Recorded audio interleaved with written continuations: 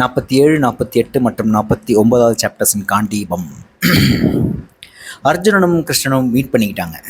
S, இந்த மொமெண்ட்டுக்காக நான் ரொம்ப வெயிட் பண்ணிட்டு இருந்தேன். ஆனால் ஒன்றுமே நடக்க மாட்டேங்குது. அர்ஜுனுக்கும் கிருஷ்ணனுக்கும் ஏதோ ஸ்ட்ரேஞ்சர்ஸ் 2 பேர் பேசிக்கிற மாதிரியும், கிருஷ்ணன் ஒரு ஸ்ட்ரேஞ்சரை பார்த்து முற்காலத்தில் அவருக்கு இருந்த ஒரு சகோதரர் அரிஷ்டநேமி, ஒரு டிஸ்டன்ட் கசின் அப்படின்னு வச்சுக்கலாம், மூத்தவர், இளையாதவருக்கு ரொம்ப ரொம்ப மூத்தவர், பால்ஹிகர், பிதாமகர் பீஷ்மர், இவங்களுடைய உடல் மாதிரி இருக்கக்கூடிய ரொம்ப ரொம்ப ஆஜானுபாகுவான உடல் அமைப்பு கொண்டவர். அவர் யார், அவருடைய கதை என்ன, இளையாதவருக்கும் அவருக்கும் உண்டான கதை என்ன அப்படின்னு சொல்லிட்டு ஒரு ஸ்டோரி டெல்லிங்காகவே போயிட்டுருக்கு அர்ஜுனனுக்கும் இளையாதவனுக்கும் உண்டான இன்ட்ராக்ஷன்ஸ். நான் ஏதோ நினச்சேன், லைக் ரொம்ப நாள் கழித்து பார்ப்பாங்க, பார்த்தவொன்னே கட்டி தழுவி அணைச்சி ஒரு இன்ட்ராக்ஷனில். ஒரு தடவை கிருஷ்ணன் எந்த சாப்டர் மறந்து போச்சு எனக்கு. கிருஷ்ணன் வந்து he was waiting for Arjunan and then he will just come down and then like goes and hugs Arjunan. பெண்களை பற்றி ரொம்ப சின்ன பழத்தனமாக ரொம்ப ஏரேட்டடாக பேசிப்பாங்க. அதுக்கப்புறம் ரொம்ப சிரித்து தொட்டு தழுவி அந்த மாதிரியான ஒரு கூடுகையாக இருக்கும்னு நினச்சேன். பட் ஆனால் அந்த மாதிரியான ஒரு மீட்டிங் நடக்கலை. ரொம்ப ரொம்ப தள்ளி டிஸ்டண்ட்டாக பேசிக்கிறாங்க. Since they are and like இந்த கஜேந்திரபுரியில் இருக்கிறதுனாலயா, ஏன் இந்த ஒரு பாலைவனத்தில் இருக்கிறதுனால ஏன் இப்படி இருக்காங்க அப்படின்னு தெரில. ரொம்ப ரொம்ப டிஸ்டண்ட்டாகவே இருக்காங்க. ஒரு ஸ்ட்ரேஞ்சர்ஸ் பேசிக்கிற மாதிரி தான் இருந்தது. எஸ்பெஷலி இளையாதவனுக்கு ஒரு வெண்ட் அவுட் பண்ணுறதுக்கு, அந்த கதையை சொல்கிறதுக்கான ஒரு வடிகால் மாதிரி தான் அர்ஜுன் இருக்கார். ஸோ எனக்கு அது ரொம்ப ஷாக்கிங்காக இருந்தது. நான் வேறு ஏதோ எதிர்பார்த்தேன், ஆனால் வேறு ஏதோ ஒன்று நடக்குது. இந்த இன்ட்ராக்ஷனே ரொம்ப ரொம்ப ரொம்ப வியர்டாக இருந்தது. ஆக்சுவலாக ரொம்ப ஒரு மனப்பூர்வமான ஒரு பகிர்தலாக இருக்கும். அர்ஜுனுடைய ட்ராவல் பற்றின மிகப்பெரிய பகிர்தலாக இருக்கும். அதுக்கும் மேலே இல்லாதவன் வேறு ஏதோ ரொம்ப ஃபிலாசபிக்கலாக தான் சொல்லுவார் அப்படிங்கிற மாதிரி தான் நான் யோசித்தேன். But totally it's taking different route. அப்புறம் அரிஷ்டநேமிங்கிற இந்த கேரக்டர் வந்து நான் ஃபஸ்ட் டைம் வந்து கேள்விப்படுறேன். அதான் சொன்ன மாதிரி இளையாதவனுக்கு ரொம்ப ரொம்ப மூத்தவர். அவரை தேடி இளையாதவன் வந்ததாகட்டும், 2 பேரும் எதுவுமே சொல்லிக்காமலே அந்த இடத்துல கூடுறதாகட்டும், ஆனால் ஒருத்தர் புரிஞ்சுக்கிட்டு இல்லாதவன் அர்ஜுனனும் அங்கே கூடுறதாகட்டும். ஸோ சுபத்ரையோட கல்யாண நிகழ்வு, மனத்தண்ணீர் நிகழ்வெல்லாம் பற்றி இன்னும் பேசவே ஆரம்பிக்கல. So I thought like they will directly enter into that particular scene and how do they want to manage, how does Ilaiyadavan want Arjunan to take that action அப்படிங்கிற மாதிரி போகணும்னு நினச்சேன். சட்டனா அரிஷ்டநேமி வரத்துக்கும் இங்கே சுபத்திரை எடுத்து மனத்தண்ணீர் பக்கம் என்ன மாதிரியான ஒரு கனெக்ட் இருக்க போகுதுன்னு எனக்கு தெரில. அது கனெக்ட் இருக்கணுமா அப்படிங்கிறது தெரில. ஸோ பட் இட்ஸ் வெரி இன்ட்ரெஸ்டிங்காக அரிஷ்டநேமி அந்த கேரக்டரை பார்க்கும்பொழுது மைண்டுக்குள்ளே ஒரு பர்செப்ஷன், ஒரு இமேஜ் உருவாகுது. அரிஷ்டநேமி பற்றி அவ்வளோ பெரிய ஒரு உடல், அந்த உடலுக்குள்ளே இருக்கக்கூடிய ஒரு மலர் போன்ற ஒரு தூய்மை, மென்மை, அந்த மென்மை அத்தனை ஒரு ஆஜானுபகமான உடலில் இருக்கக்கூடிய அந்த மென்மை எனக்கு டக்குன்னு ஞாபகம் வந்தது. சின்ன வயசில் என் ஜூனியர் ஒரு பையன் ஸ்கூலில் படிக்கும் பொழுது நல்லா பெருசாக இருப்பான், ரொம்ப பெருசாக இருப்பான். எல்லா லாங் ஜம்ப்பு, ரன்னிங்கு எல்லாத்துலேயும் ஹி காட் ஃபஸ்ட் பிளேஸ். ரொம்ப ஆச்சரியப்பட வச்ச ஒரு ஜூனியர் அப்படின்னு சொல்லலாம். நான் 9th படிக்கும்போது அவன் ஏதோ 8th இல்லை 7th படிச்சுட்டு இருந்தான். அவ்வளோ பெருசாக இருக்கிறவன் யாராவது வந்து மிரட்டினா கூட திரும்ப மிரட்டக்கூட மாட்டான். இத்தனைக்கும் அவ்வளோ அத்லட்டிக்கான பாடி, அவ்வளோ பெருசாக இருக்கிறவன் அவன் ஒரு வார்த்தை கூட வந்து எதிர்த்து பேச மாட்டான். யாராவது மிரட்டினா கூட அப்படியே ஒரு மாதிரி சைலண்ட் ஆகிட்டு அப்படி திரும்பி போயிடுவான். டக்குன்னு ஏன்னு தெரியல, அந்த மாதிரியான கேரக்டர்ஸ் எவ்வளோ பேர் இருக்காங்க நம்ம வாழ்க்கையிலே அப்படிங்கிற மாதிரி தோணுச்சு. ரொம்ப ரொம்ப பார்க்குறதுக்கு அவ்வளோ பயங்கரமாக இருக்கிறவங்க வாயை திறந்தாங்கன்னா அவ்வளோ சாஃப்டாக பேசக்கூடியவங்களா இருப்பாங்கள்ல, பார்த்துருப்போம். ஆனால் ரொம்ப ரேராக தான் பார்த்துருப்போம் நினைக்கிறேன். அந்த மாதிரி அரிஷ்டநேமி இஸ் எப்படி சொல்கிறது, ஒரு மிகப்பெரிய ஒரு ரெப்ரசன்டேட்டிவ் ஆஃப் சச் பீப்புள் அப்படின்னு நினைக்கிறேன். காலந்தோறும் இருக்கக்கூடிய அப்படியான ஒரு மக்களுக்கு ஒரு முழுமுதற் தோற்றம் அப்படிங்கிற மாதிரி தான் நினைக்கிறேன். Arishtanemi symbolises that. இல்லைனா பலராமர் மாதிரியோ, இல்லை பீஷ்மர் மாதிரியோ, இல்லை பால்ஹிகர் மாதிரியோ பயங்கரமாக தோல் பொருத்தக்கூடிய, இல்லை களம் கண்ட, இல்லை பயங்கரமாக போரில் ஈடுபாடு கொண்ட ஒருத்தராக இருக்கலாம். அந்த மாதிரி ஆஜானுபாகுவாக இருக்கக்கூடியவர்கள். ஆனால் அதுக்கு நேர் ஆப்போசிட்டாக அரிஷ்டநேமி இருக்கிறது ரொம்ப ரொம்ப வித்தியாசமான கேரக்டரைசேஷனாக இருக்குது. ஸோ இந்த கேரக்டரை பற்றி படிக்க அவருக்குண்டான அந்த ஒரு சின்ன தயக்கம், இந்த ஒட்டுமொத்த இந்த 3 சாப்டர்ஸ்லையுமே, இந்த 3 சாப்டர்ஸ்லையுமே 49வது சாப்டரில் இளையாதவனுக்கும் அரிஷ்டநேமிக்கும் நடக்கக்கூடிய அந்த ஒரு சின்ன சிறு போர், சிறு உடல் பொருதி மோதக்கூடிய அந்த சிறு போர் இருக்குல்ல, அது நடந்தே ரொம்ப ஆச்சரியமாக இருந்தது. அதுக்கான காரணங்களும் ரொம்ப ஆச்சரியமாக இருந்தது. ஆனால் அது நடந்து முடிஞ்ச உடனே கிருஷ்ணனுக்கும் நடக்கக்கூடிய அந்த மனமாற்றம், அது ஏதோ பழைய படம் ரஜினி படம் ரங்கான்னு ஒரு படம் இருக்குல்ல, அந்த படத்தில் வந்து ஒரு இன்சிடெண்ட்டுக்கு அப்புறம் ரஜினியும் அந்த கராத்தே மாஸ்டர் நினைக்கிறேன் அவர் பேர்லாம் தெரில, அப்படியே மாறுவாங்க, நல்லவன் கெட்டவனாவான், கெட்டவன் நல்லவனாவான். அந்த மாதிரி சம்ஹவ் லைக் த ஹோல் ஏதோ ஒன்று பரிமாறிக்கப்படுதோ அப்படிங்கிற மாதிரி தோணுச்சு. 49 சாப்டர் ரொம்ப பியூட்டிஃபுல்லாக அந்த ஒரு விஷயந்தான், ஒரு ஹை லிட்டரரி குவாலிட்டி, அந்த ஒரு உச்சத்தை போகிறதுக்கு தான் அரிஷ்ணமிங்கிற ஒரு கேரக்டர் இன்ட்ரடியூஸ் பண்ணி என்னோட கனெக்டில் கொண்டு வர வச்சு அந்த போர் நடந்து, அந்த போர்னால் நடக்கக்கூடிய அந்த biggest transformation in any human life அது நடக்குது இல்லை 49 சாப்டரில். அதை நோட் பண்ணி வச்சிருக்கேன், அது போகிறப்ப பார்க்கலாம். But that's very very interesting. That's like so ஒரு மிகப்பெரிய ஒரு கண்டறிதல் தான் எனக்கு மாணவர்கள் இப்படியும் மாறலாம் அப்படின்னு சொல்லிட்டு. ஸோ அது ரொம்ப ரொம்ப இன்ட்ரெஸ்டிங்காக இருந்தது. So I think this video is going to be little short நான் நம்புகிறேன். ஓரளவுக்கு நோட் பண்ணி வச்சுருக்கேன், but still not much to talk. ஏன்னா ஒரு கதை சொல்லலாக தான் போகுது, யார் என்ன ஏது, மிகப்பெரிய like twist and turns and then like incidents and மிகப்பெரிய சைக்கலாஜிக்கல் எக்ஸ்ப்ளோரேஷன், முழுக்க அழகியல் நிரம்பிய சாப்டர்ஸ் அப்படின்லாம் நான் சொல்ல மாட்டேன் இந்த 3 சாப்டரையும். பட் அந்த அரிஷ்ணமிங் அந்த கேரக்டருக்காக தான் நிறைய விஷயங்கள் நோட் பண்ணி வச்சுருக்கேன். Let's see.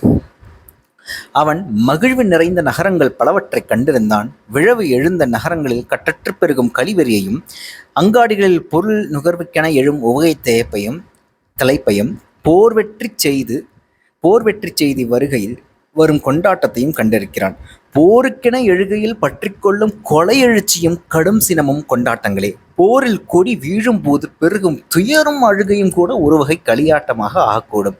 ஆனால் ஒரு துளி குறையாது, ஒரு துளி ததும்பாது நிறைந்த பார்க்குடங்கள் போன்ற முகங்களை அங்கு மட்டுமே கண்டான்.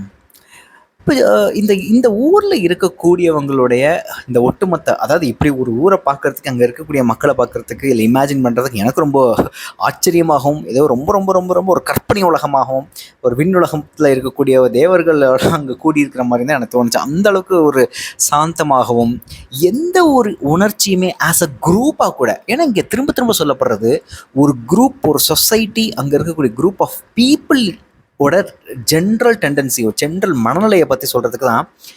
மகிழ்வு நிறைந்த நகரங்கள் பலவற்றை கண்டிருந்தான். விழவு எழுந்த நகரங்கள் கட்டற்று பெருகும் கழிவறையும், அங்காடிகள் பொருள் நுகர்வுக்கென எழும் உவகை தலைப்பையும், போர் வெற்றி செய்தி வருகையில் வரும் கொண்டாட்டத்தையும், இவ்வளோ ஹாப்பியான மொமெண்ட்ஸ் ஆகட்டும், இல்லை போரில் கொடி வீழும்போது பெருகும் துயரும் அழுகையும் கூட ஒரு வகை களியாட்டமாக ஆகக்கூடும். இதை நாங்கள் யோசிக்க வச்சது. ஆக்சுவலாக உண்மையிலே as a group, even if you fail, ஒரு கலெக்டிவான ஒரு ஃபெயிலியர், ஒரு கலெக்டிவான ஒரு உணர்வு இருக்குது. இவ்வளோ பேரோட நம்ம சேர்ந்து ஒரே ஒரு ஒருமித்த உணர்வாக இருக்கும் பொழுது, அத்தனை மக்களோட சேர்ந்து இருக்கும் பொழுது, அதுவே ஒரு மிகப்பெரிய ஒரு களியாட்டமாக ஆகக்கூடும் அப்படின்னு சொல்கிறது இருக்குல்ல. Yes, I think like as a குரூப்பாக நம்ம ஃபெயிலியர் ஆகும்பொழுது, yes like we are accompanied by like so many பீப்புளுங்கிற ஒரு உணர்வே ஒரு ஓரத்தில் அதுவே ஒரு களியாட்டமாக தான் இருக்கும். அப்படிங்கிறது எவ்வளோ டீப்பாக போயிட்டு அந்த குரூப் ஒரு குரூப் மென்டாலிட்டி, ஒரு சொசைட்டியாக ஒரு மனுஷன் வந்து ஒரு நிறைய பேரோட ஆஸ் அ குரூப்பாக இருக்கும்பொழுது, ஒரு சொசைட்டியாக இருக்கும்பொழுது அவனுக்குள்ளே ரொம்ப ஆழமாக இருக்கக்கூடிய அந்த ஒரு களியாட்டம், எங்கெல்லாம் களியாட்டம்லாம் இருக்குது, எப்பவுமே களியாட்டம் தான்.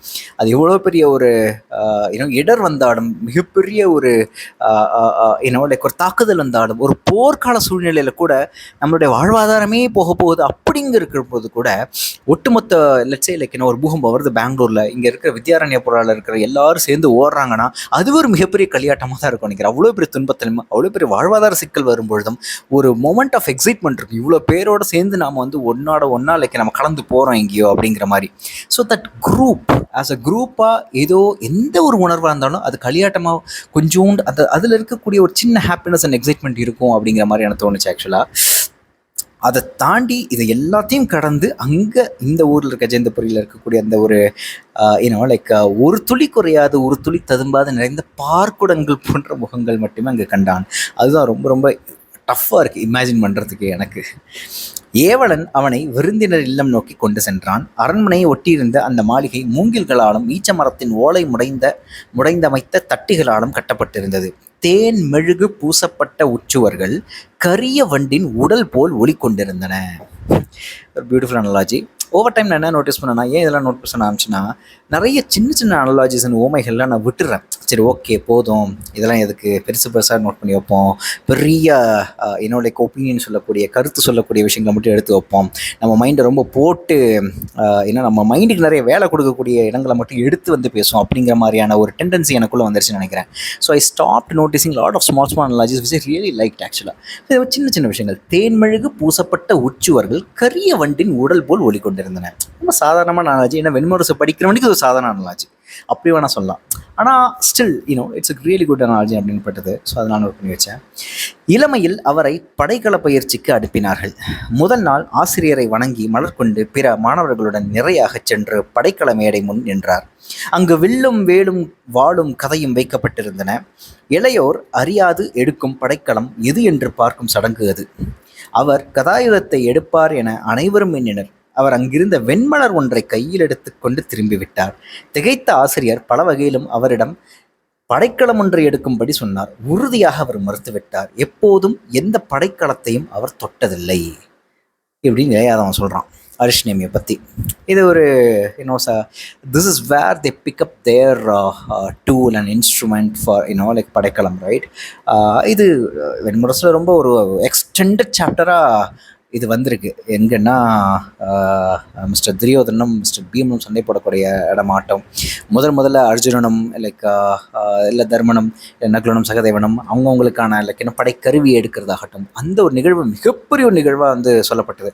அந்த நிகழ்வு நான் டக்குன்னு எனக்கு வந்துட்டு போச்சு இந்த ரெஃபரன்ஸ்னால. அங்கே போய் ஒரு மலர் எடுக்கக்கூடிய எகெயின் ஜைஜான்டிக்கா, பயங்கர ஜெய்ஜான்டிக்கா, முழுமை பெற்ற ஒரு ஊடல், அவ்வளோ ஜெய்ஜான்டிக்கான ஒரு ஆள் போய் அந்த மலர் எடுக்கிறதுக்குல ஹவு கான்ட்ராஸ்டிங் இட் இஸ். எனக்கு வந்து சிரிப்பு தான் வந்தது, ஒரு சந்தோஷமும் வந்தது. உலகில் இந்த மாதிரி மிகப்பெரிய பலம் புரிந்தவர்கள் எல்லாமே ஒரு மென்மையோடையும் ஒரு விலகலோடையும் ஒரு சாந்தத்தோடையும் இருந்தாங்கன்னா எப்படி இருக்கும்? அதே நேரம் அவங்க ஆளவும் செய்யணும் அப்படிங்கிற மாதிரியான ஒரு எண்ணமும் வந்தது. ஆனால் அந்த எந்த ஆட்சியும் வேண்டாம், எந்த ஒரு அரியணையும் வேண்டாம் சொல்லிட்டு விலைக்கு போகிறவர் தான் அரிஷ்னேமி. அது பின்னாடி வருது. That's like so obvious. ஆனால் அவருக்குள்ளே இருக்கிற அத்தனை லைக் தெய்வங்கள் கொடுத்த அத்தனை பலம், அத்தனை பொட்டன்ஷியல் என்ன ஆகுது அப்படிங்கிற ஒரு கேள்வி வந்தது. உனக்கு இவ்வளோ பெரிய உடலும், இவ்வளோ முழுமை பெற்ற ஒரு உடலும், இவ்வளோ லைக் தோலும், மிகப்பெரிய தோலும், மிகப்பெரிய புஜங்களும், ரொம்ப ரொம்ப ஸ்ட்ரக்சர்டான பாடியை கொடுத்து அதை நீ யூஸ் பண்ணவே இல்லைன்னா or your potential is going to trash அப்படிங்கிற மாதிரி ஒரு சின்ன கேள்வி எனக்குள்ள உறுத்தலாக இருந்தது. So is it like the potential getting wasted? It is a crime to waste our potential அப்படின்னு ஜார்டன் பீட்டர்சன் வந்து சொல்லுவார் ஒரு வீடியோவில். திரும்ப நான் மைண்டில் கொஞ்சம் லைட்டாக என்ன மோட்டிவேட் பண்ணிக்கணுமோ அந்த சென்டென்ஸ் நான் திரும்ப சொல்லிகிட்டே இருப்பேன். ஸோ இங்கே அரிஷ்னேமி உண்மையிலே தன்னை இவ்வளவு தெய்வங்களாக கொடுத்துருக்கக்கூடிய இந்த உடலை ஏன் வேஸ்ட் பண்ணுறாரு? அவரோட மன இயல்பு டோட்டலாக மென்மையாகவும் சாந்தமாகவும் இருக்கக்கூடிய ஒரு மனநிலையை போய் தேடுதில்லை. அது ஏன்? அதை வந்து தன்னுடைய மன இயல்புக்கு எதிர்த்து அவர் தன்னுடைய உடல் அமைப்பிற்காக தன்னை முழுதளித்திருக்கணுமா, ரொம்ப ஃபோர்ஸ் பண்ணி தன்னை மாற்றிருக்கணுமா அப்படிங்கிற பல கேள்விகள் எனக்கு வந்தது.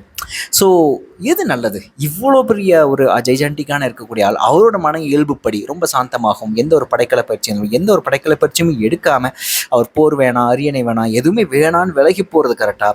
இல்லை இப்படி ஒரு வரப்பிரசாதம் கிடச்சிருக்கு அவருக்கு, அதை யூட்டிலைஸ் பண்ணி he had to like utilise his potential for the greater benefit, not for anything else, for the greater benefit he should have done that like அப்படிங்கிற ஒரு பாயிண்ட் ஆஃப் வியூ இருக்குது. ஸோ ரெண்டு பாயிண்ட் ஆஃப் வியூஸும் ஏதோ ஒரு விதத்தில் கரெக்ட் தான். ஒரு முடிவெடுக்க முடியாத ஒரு புள்ளியில் தான் நான் இருந்தேன் ஆக்சுவலாக. பட் எது கரெக்ட் எது தப்புங்கிறத விட like which is more beneficial to the society or which is more beneficial to that particular soul அப்படிங்கிற ஒரு பாயிண்ட் ஆஃப் வியூ எனக்குள்ளே வந்தது. ஸோ ரெண்டு கண்ணோட்டத்தில் ஒரு பாயிண்ட் ஆஃப் வியூஸில் பார்க்கும்போது ரெண்டுமே கரெக்டுங்கிற மாதிரியும் இல்லை ரெண்டுமே தவறுங்கிற மாதிரியும் தோணிக்கிட்டே இருந்தது எனக்கு அரிஷ்னேமியோட character. And that's why like this character is like very very interesting to me.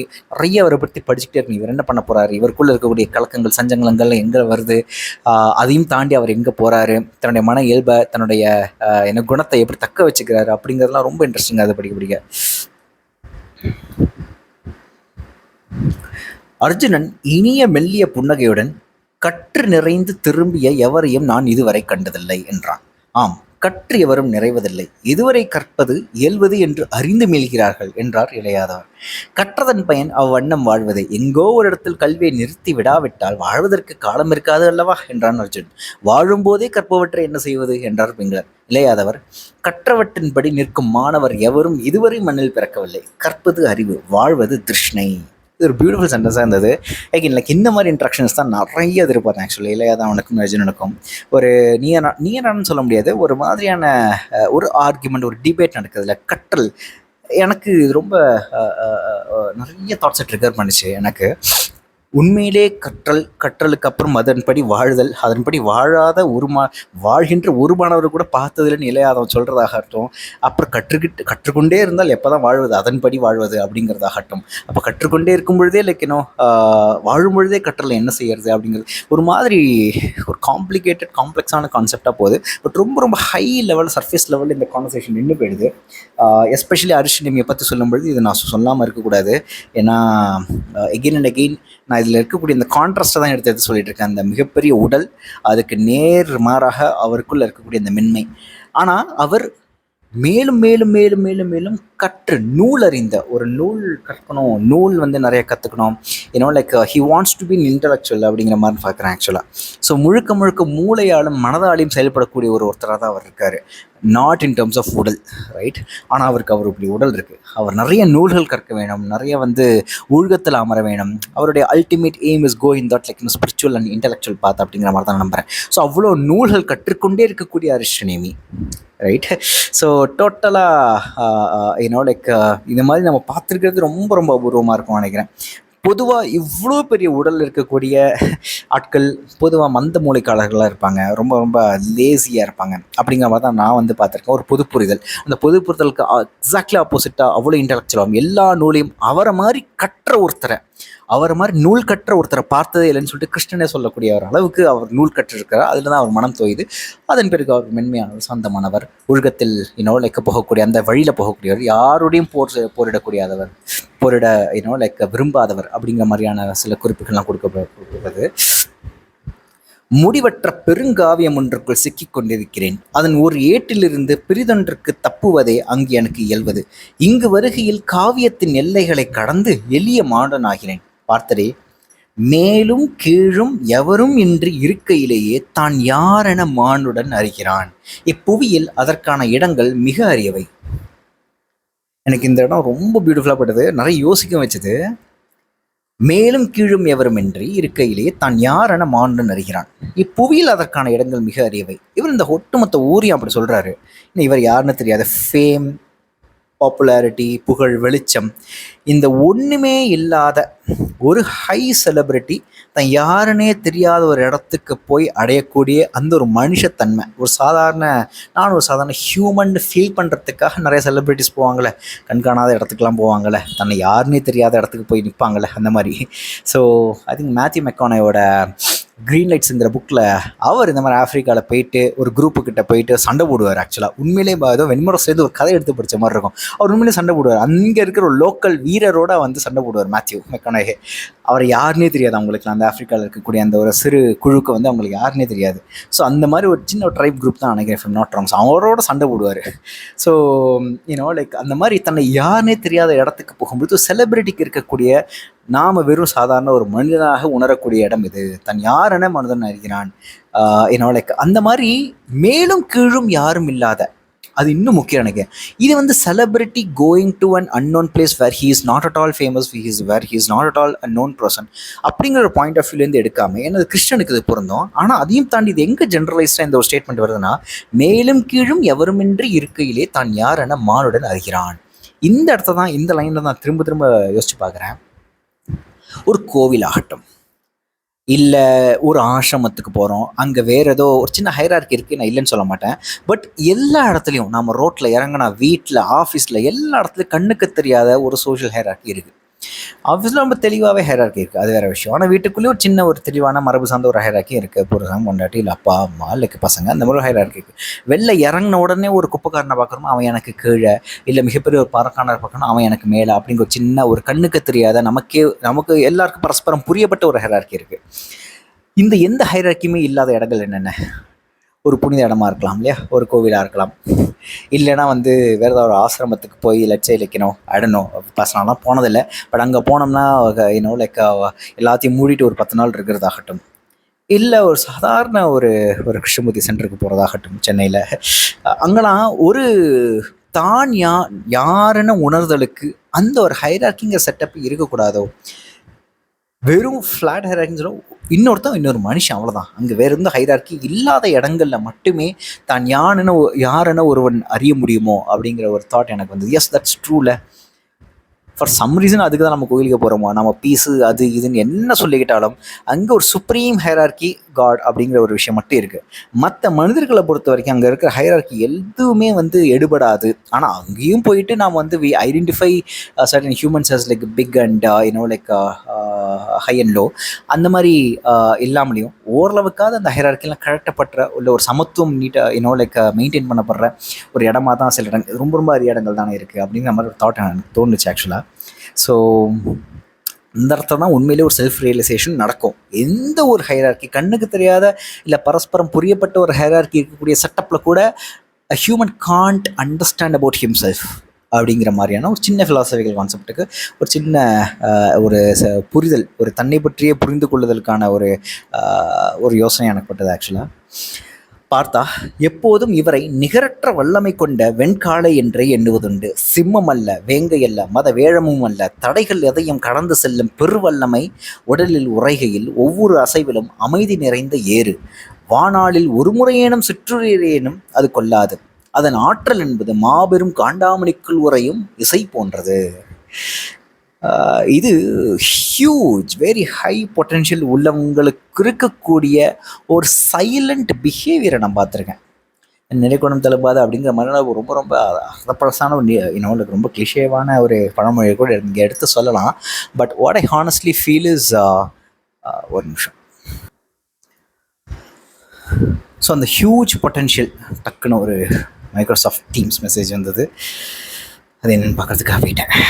So இந்த ஹியூஜ் பொட்டென்ஷியல் அவங்களுக்குள்ளே இருக்கக்கூடிய சைலன்ஸ், இது நிறைய இடங்கள் நோட் பண்ண விஷயந்தான். எனக்கு என்னென்னா இதில் லைக் ஒரு அழகான உருவமை, அதன் ஆற்றல் என்பது மாபெரும் கண்டாமணிக்குள் உறையும் இசை போன்றது. ஸோ அவங்க வெளியே எடுத்து விட ஆரம்பித்தவொன்னே தான், அந்த ஹியூஜ் பொட்டென்ஷியல் இருக்கிறவங்க வெளியே எடுத்து விடும்பொழுது தான் அவ்வளோ தூரம் சைலண்ட்டாக இருந்துட்டு திடீர்னு அவங்க பேச ஆரம்பிக்கிற அத்தனை ஆற்றம் வெளில வரும்பொழுது like it will be very very amazing, அந்த வியப்புக்குரியதாக இருக்கும். ஸோ அதுக்கு இந்த ஒரு அழகான ஓமை எனக்கு ரொம்ப பிடிச்சிருந்தது. அரக்கன் என்று தான் சத்யபாமா அவரை சொல்வாள். அவர் வேண்டுமென்றே தன் புகழை உருவாக்குகிறார் என்றாள். அவருக்கு தெளிவான நோக்கங்கள் உள்ளன. துவாரகையை தான் அடைய வேண்டுமென எண்ணுகிறார், ஐயமே இல்லை என்றாள். உலகை முழுக்க நோக்கம் கண்கள் கொண்டிருக்கிறீர்கள். நின்றிருக்கும் காலடிகள் தெரியாத அளவுக்கு உங்கள் தலைமையிலே சென்று விட்டது. நான் அவளிடம் விவாதிக்கவில்லை. அனைத்தையும் விரும்பிய வண்ணம் காட்டும் மாயக்கண்ணாடியை நாம் மனம் என்கிறோம். Satyabhama is like so human. Like அந்த சத்யபாமாவை நான் எங்கே நினைக்கிறேன், இந்த ஆச்சரியத்தை நான் பல இடங்களில் இந்திரநீலம் படிக்கும்பொழுது சொல்லியிருக்கேன். சத்யபாமா அப்படிங்கிறவ ஒரு காதலில் இருக்கும் பொழுது, கிருஷ்ணன் கிட்ட இருக்கும்பொழுது, கிருஷ்ணன் அருகில் இல்லாத போது அவளுடைய லைக் மனநிலை எப்படி இருந்தது, தன்னையே மூழ்கடிச்சு ஒரு காதலில் ஒரு ரொம்ப ரொம்ப தூய்மையான ஒரு விஷயத்தில் ரொம்ப கரைந்திருக்கக்கூடிய ஒரு பெண்ணாக இருந்தவ இப்போ என்னடான்னா கிருஷ்ணன் கிட்ட வந்ததுக்கு அப்புறம் தான் she is like totally gone crazy. ரொம்ப ரொம்ப நார்மலான பதவிக்கும் இல்லை எனக்கு பொருளுக்கும் ஆசைப்படக்கூடிய ஒரு மிகப்பெரிய சாதாரண ஒரு பெண்ணாக மாறின தருணம், அந்த ஒரு தருணத்தில் இருக்கக்கூடிய ஒரு சத்யபாமாவுடைய கேரக்டரிஸ்டிக் தான் அது நினைக்கிறேன். முழுக்க முழுக்க அரிஷ்டம் சந்தேகப்பட்டு அவர் இது பண்ணி அது பண்ணி உள்ளுக்குள்ளே இருக்கக்கூடிய அச்சம், எங்கே நம்ம இழந்துருவோமோ, எங்கே நம்ம துவாரகை இழந்துருவோமோ அப்படிங்கிற ஒரு மிகப்பெரிய அச்சம் அவளுக்குள்ளே வருது. அதுக்கு அழகாக கிருஷ்ணன் சொல்லக்கூடிய, ஏன்னா கிருஷ்ணன் இன்ட்ரடியூஸ் ஆனாலே இது மாதிரி பியூட்டிஃபுல் சென்டென்ஸ்லாம் வந்துகிட்டே இருக்கும். அனைத்தையும் விரும்பிய வண்ணம் காட்டும் மாய கண்ணாடியை நாம் மனம் என்கிறோம் அப்படின்னு ரொம்ப ஒரு எளிய சென்டென்ஸில் ஒட்டுமொத்த சத்யபாமன மேலே ஈஸியாக காமிச்சிட்டு போயிட்டே இருக்காரு. ஸோ அந்த வந்தது. பார்த்தரே, எளிய மக்கள் மாற்றத்தை விரும்புகிறார்கள். அம்மாற்றத்தால் தங்கள் வாழ்வு தலைகீழாகும் என்றாலும் சரி, முந்தைய கணம் வரை சார்ந்திருந்த ஒன்று சரிவதை கூட அதன் பொருட்டு விழைவார்கள். ஏதேனும் ஒன்று நிகழ்ந்து தாங்கள் கொண்டாடிய ஒன்று வீழ்ச்சி அடையும் என்றாலும் அதில் அவர்களின் அகம் கழிக்கும். எழுந்தவை அனைத்தையும் நிலம் இழப்பது போல் எளியோர் வென்றவரையும் நின்றவரையும் பற்றி சரிக்க ஒவ்வொரு கணமும் தவிக்கிறார்கள். இப்புவியை ஆளும் வல்லமைகளில் ஒன்று எளியோரின் வஞ்சம். இன்னைக்கு May 5, நேற்று May 4 ரிசல்ட் வந்த நாள், எலெக்ஷன் ரிசல்ட் 2026. எனக்கு இந்த லைன் படிக்கிறப்போ எப்படி புரிஞ்சுக்கிறதே தெரில. வாழ்க்கையில் இந்த மாதிரியான கனெக்ஷன்ஸ் நம்ம படிக்கக்கூடிய டெக்ஸ்ட்டு ரொம்ப ஃபோர்ஸ் பண்ணிலாம் ஃபிட் பண்ண தேவையில்லை, இவ்வளோ அழகாக ஃபிட்டிங்காக இருக்கு. இந்த ஒரு லைன் படித்ததுக்கப்புறம் நான் சிரிச்சுக்கிட்டே இருந்தேன். நேற்று தாவேக்கா விஜயோட கட்சி மிகப்பெரிய ஒரு வெற்றியை பெற்றிருக்கு. Even though it hasn't got majority, but it has got like it has secured like 108 seats. So இதை படிக்கிறப்போ yes, I mean it happen for reason. It happen due to the frustration on DMK or even like in ADMK. So அவங்களுக்கு ஒரு மிகப்பெரிய ஒரு மாறுதல் தேவைப்பட்டிருக்கு, மிகப்பெரிய ஒரு மாற்றம் தேவைப்பட்டிருக்கு அப்படிங்கிற மாதிரிலாம் நினைக்கலாம். பட் இந்த லைனை படிக்கிறப்போ இப்புவியை ஆளும் வல்லமைகளில் ஒன்று எளியோரின் வஞ்சம். அதாவது எவ்வளோ ஆச்சரியம்னா, இளைய யாதவனை பார்த்து இவன் வீழணும், இவன் தோத்து போகணும்னு நடக்கக்கூடிய துவாரகையில் இருக்கக்கூடிய யாதவர்கள். ஓ மை காட், இதோட இன்டென்சிட்டியை ஃபஸ்ட்டு படிக்கிறப்ப எனக்கு புரியல. திரும்ப திரும்ப இது கிருஷ்ணன், இது இளைய யாதவன், இவனை கண்டு எந்த ஊருக்கு போனாலும் அவனை பார்க்கறதுக்காக கோடி கோடியான மக்கள், இல்லை சாரி கோடி கோடிலாம் இல்லை, ஆயிரம் ஆயிரமான மக்கள் அந்த சிட்டி முழுக்க லேந்துலைக்கு தேடி வந்து பூக்களை தூவி அத்தனை மகளிரும் லைக் அவன் மேலே காதல் கொண்டு அவன் மேலே காமம் கொண்டு அந்த அளவுக்கு அவனை பார்க்கறதுக்குனே ஒரு ஃபேன் பேஸ் இருக்கிற கூட்டம். ஆனால் அங்கே இருக்கிற இளைய யாதவனே தோக்கணும்னு விரும்புகிறாங்க. இந்த ஒரு மாஸ் சைக்காலஜி நான் எப்படி புரிஞ்சுக்கிறேன், இந்த ஒரு சோஷியல் சைக்காலஜி நான் எப்படி புரிஞ்சுக்கிறேன்னா, ரொம்ப போர் அடிச்சு போயிடும்னு நினைக்கிறேன் மக்களுக்கு. ஒரு 10, 15, 20 இயர்ஸ் ஆடப்போகிற ஒரு சென்ட்ரல் பர்சனாலிட்டி, எப்படி இந்த ஒரு பர்சனாலிட்டி இவ்வளோ வருஷம் இவ்வளோ பெருமைகளுடன், அதுவும் அவனுக்கு கீழே இருக்கக்கூடிய நம்மளால இவன் பெருமைப்பட்டு அவன் மட்டும் எப்படி டாப்பில் இருக்கலாம், இது ரொம்ப போர் அடிக்குது, இவனை கீழே இறக்கணும் அப்படிங்கிற மாதிரியான ஒரு ரொம்ப ரொம்ப கீழ்மையான ஒரு உணர்வு சோஷியல் சைக்காலஜிக்கலாக, ஒரு மாஸ் சைக்காலஜிக்கலாக இது எல்லாருக்கும் ஒவ்வொருத்தருக்கும் இருக்குமோ அப்படிங்கிற மாதிரியும் எனக்கு தோணுச்சு ஆக்சுவலாக. ஸோ சம்ஹவ் எளியோரின் வஞ்சம் அப்படிங்கிற அந்த வார்த்தை ரொம்ப கரெக்டாக இருக்கும். வஞ்சம் தான் அது, கிட்டத்தட்ட வஞ்சம் நின்று நிலைத்தவனுக்கு எதிரான ஒரு வஞ்சம், பல பேரும் புகழும் கொண்ட லைக் ஒரு பர்சனாலிட்டிக்கு எதிரான ஒரு வஞ்சம், இந்த எளியோரின் வஞ்சம், எளியோராக இருப்பதனால் வரும் வஞ்சம். அப்போ எளியோராக இருக்கக்கூடிய ஒரு 99.99% மக்களால் வரக்கூடிய ஒரு வஞ்சம்.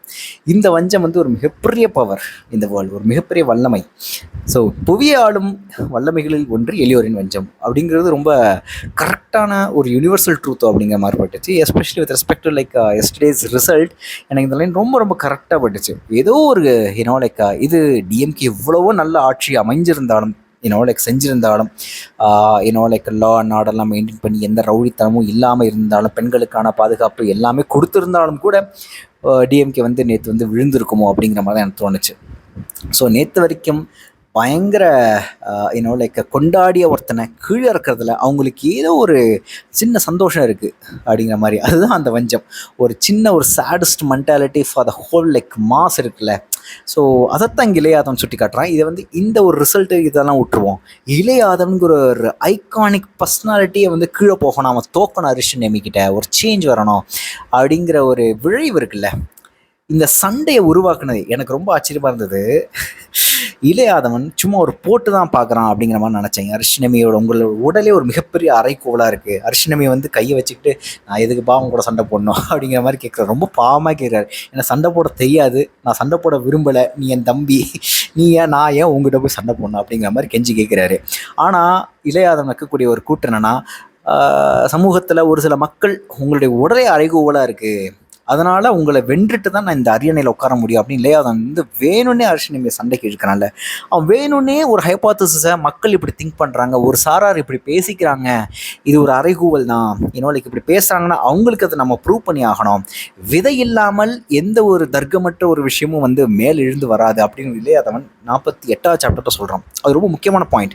இது எப்படி நீங்கள் யார் சொன்னாலும் வந்து ஏற்றுப்பீங்களா அந்த சேலஞ்சு அப்படி அக்ரூரை கேட்குறாரு. நிறைய பேர் கேட்குறாங்க. இல்லை, எதுக்குமே ஒரு பேஸ்லெஸ் ஆர்குமெண்ட் ஒன்று வராது, ஒரு பேஸ்லெஸ் ஆர்குமெண்ட் இவ்வளோ தூரம் மேலே எழுந்து வராது அப்படிங்கிற மாதிரி தான் இளையாதவன் அதுக்கு ஒரு பேஸ் கொடுக்குறான், அதுக்கு ஒரு லைக் ஒரு சப்போர்ட்டிங் பாயிண்ட் கொடுக்குறான்.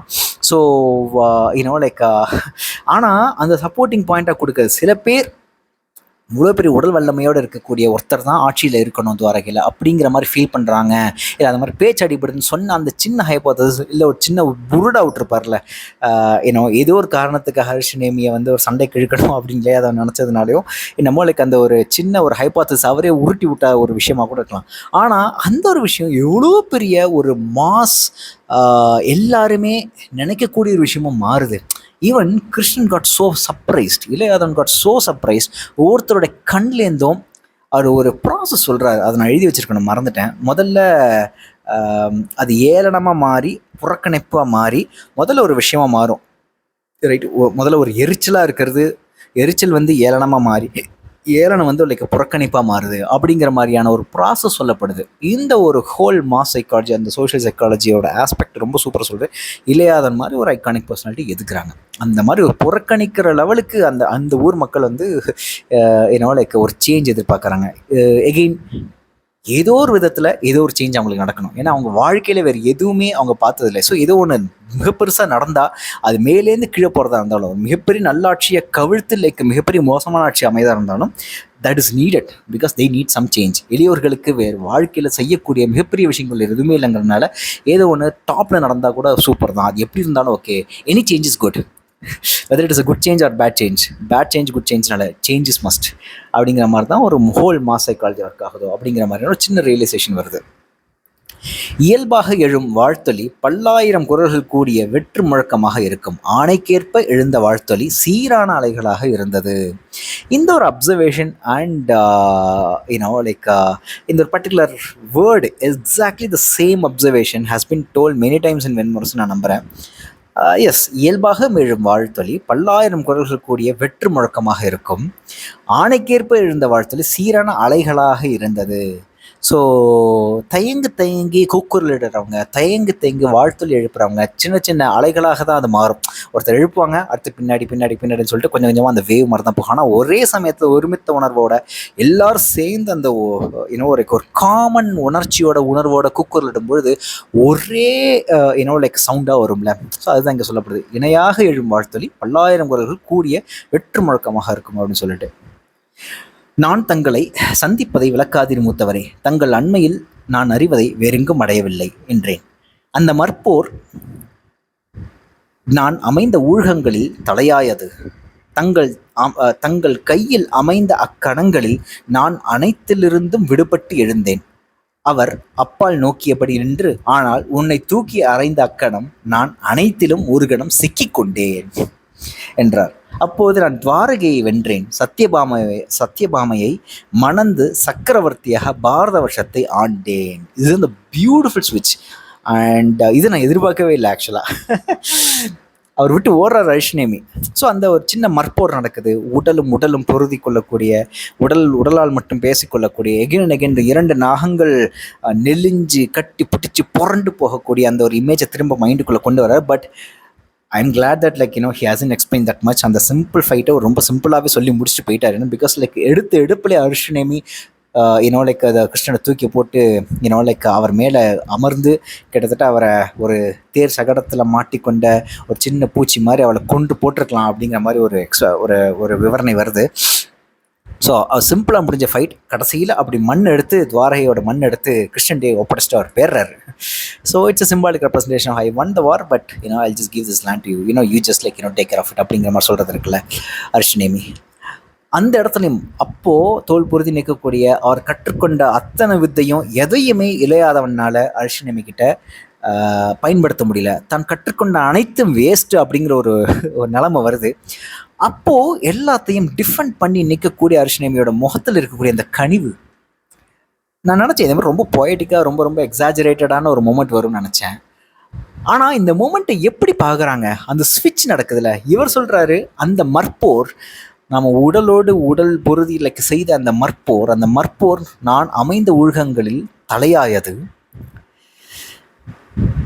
தங்கள் கையில் அமைந்த அக்கணங்களில் நான் அனைத்திலிருந்தும் விடுபட்டு எழுந்தேன் அப்படின்னு கிருஷ்ணன் சொல்கிறதாகட்டும், கிருஷ்ணன் தான் சொல்கிறாருன்னு நினைக்கிறேன். ஆனால் அதுக்கு நேராக அவர் அப்பால் நோக்கியபடி நின்று, ஆனால் உன்னை தூக்கி அறைந்த அக்கணம் நான் அனைத்திலும் ஒரு கணம் சிக்கிக்கொண்டேன். அனைத்திலிருந்தும் விழுந்து விடுபட்ட கிருஷ்ணனுங்க, அனைத்துக்குள்ளும் சிக்கிக்கொண்ட அரிஷ்ணேமிங்க. அந்த மற்போர் அந்த உடல் இன்ட்ராக்ட் பண்ணும்பொழுது ஸ்வாப்ட், இந்த கேரக்டர் ஸ்வாப்ட், இந்த மனநிலை ஸ்வாப்ட், இந்த ஒட்டுமொத்த லைக் ஒரு குணாம்சங்களும் லைக் ஏதோ ஒரு பரிமாற்றம் நடந்திருக்கு, ஒரு மிகப்பெரிய டிரான்ஸ்ஃபர் நடந்திருக்கு. உங்ககிட்ட உள்ளதை என்கிட்ட கொடுத்துரு, என்கிட்ட உள்ளது எல்லாத்தையும் நான் உன்கிட்ட கொடுத்துட்றேன். ஒரு கூடு விட்டு கூடுபா இதில் மாதிரி தான் அப்படின்னு நினைக்கிறேன். ஸோ இந்த ஒரு சுவிட்ச் தான் பியூட்டிஃபுல்லாக இருந்தது. அதுக்கப்புறம் அவர் விலகி கடைசியாக இங்கே வந்து செட்டில் ஆகிறாரு. இவரை பார்க்குறதுக்கு இப்போது like இளையாதவர் ஆறாரு. So he's just running away from that mentality. He's just running away from that mentality, and then going to that ஒழுக்கமான நிலை. ஸோ ஆனால் கிருஷ்ணனுக்கு அவனுக்கு கிடைச்சது அவனுக்கு ரொம்ப ஒரு பொக்கிஷம் நினச்சி அதை திரும்ப திரும்ப வர்றதுக்கு திரும்ப திரும்ப இது எப்படி நான் எனக்கு இன்னும் பியூட்டிஃபுல்லாக பட்டது என்னன்னா, அந்த உடல் அருகாமையில் அவ்வளோ தோல் பொருதி அந்த மற்போர் செய்யும் பொழுது கிடைக்கக்கூடிய அந்த transfer for Krishnan is precious. So he wants to be always near that physical உடம்பு of physical physicality of Arishtanemi. அருகாமையில் பௌதிகமாக அந்த உடல் பக்கத்தில் இருக்கணும் அப்படின்னு கிருஷ்ணன் விரும்புகிறான். ஏன்னா somehow we need all that presence around us to feel certain things அப்படிங்கிற மாதிரி நான் ஃபீல் பண்ணுறேன். அதுக்காகவே நான் உங்ககிட்ட வர்றதை தயவு செய்து தடுக்காதீங்க. எனக்கு ஒரு மிகப்பெரிய ஒரு ப்ரெஷியஸான ஒரு விஷயம் கிடச்சிருக்கு, ஒரு மனநிலை கிடச்சிருக்கு உங்களுடைய அருகாமையில் இருக்கும் பொழுது. அந்த ப்ரெஷியஸான மைண்ட் செட்டை நான் திரும்ப திரும்ப வேணும் எனக்கு அப்படின்னா உங்களுக்கு அருகாமையில் நான் இருக்கணும்னு சொல்லிட்டு இவன் அட்வான்டேஜ்க்காக ஒரு விஷயத்தை நெருங்குறான். ஆனால் அந்த விஷயம் ஒன்றால் எனக்கு அனைத்து லௌகிக ஆசைகளும் அனைத்துலேயும் சிக்கி கொண்ட ஒரு உணர்வு கிடச்சிது. அதனால் நீ என்னை பார்க்க வராது, நீ விலகி போ அப்படின்னு அரிஷ்ணேமி சொல்கிறாரு. How conflicting, beautiful conflict. இந்த ஒரு கான்ஃப்ளிக்டை வச்சு ரொம்ப அழகான ஒரு சிறுகதை எழுதலாம் அப்படின்னு எனக்கு தோணுது. ஆக்சுவலாக ரொம்ப ஒருத்தர் இன்னொருத்தர்கிட்ட அருகாமைக்கு வர்றது அவருடைய நன்மைக்காக, அந்த இன்னொருத்தர் உன்னோட அருகாமையே தேவையில்லைன்னு சொல்லிட்டு மறுதளிக்கிறது அவருடைய நன்மைக்காக. ஸோ எல்லாருமே at the end of the day தனக்கு என்ன வேணும், தான் எதை பாதுகாத்துக்கணும், தனக்கு என்னெல்லாம் மேலே என்ன வேணும் அப்படிங்கிறத நோக்கி நோக்கி நோக்கி பிற மனிதர்களை டிஸ்டர்ப் பண்ணியாவது அதை வாங்கிக்க பார்க்குறாங்கன்னு நினைக்கிறேன். இப்போ கூட இளையாதவன் அரிஷ்ணமியை பார்க்க வருது. அரிஷ்ணமிக்கு ரொம்ப ரொம்ப துக்கமான ஒரு செயல். அரிஷ்ணமிக்கு ரொம்ப ரொம்ப அயற்சி தரக்கூடிய அவர் விரும்பாத ஒரு செயல் தான். ஆனால் கிருஷ்ணனுக்கு அது ரொம்ப முக்கியம். அவனுடைய அரிஷ்ணமியோட அருகாமை கிருஷ்ணனுக்கு முக்கியம்.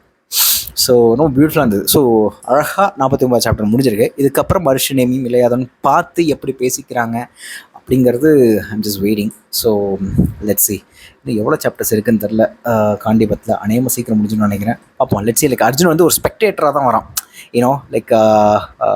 இளையாதவன் அந்த கதையெல்லாம் எடுத்து சொல்கிறதுக்கு ஒரு ஆள் தேவை. ஸோ ஆடியன்ஸ் சொல்கிறதுக்கு பதிலாக ரீடர்ஸ்க்கு சொல்கிறதுனால அர்ஜுன் அப்படிங்கிற கேரக்டரை வச்சு இளையாதவன் மொத்த கதைன்னு சொல்கிறான் அப்படிங்கிற மாதிரி என்னால் புரிஞ்சுக்க முடியுது.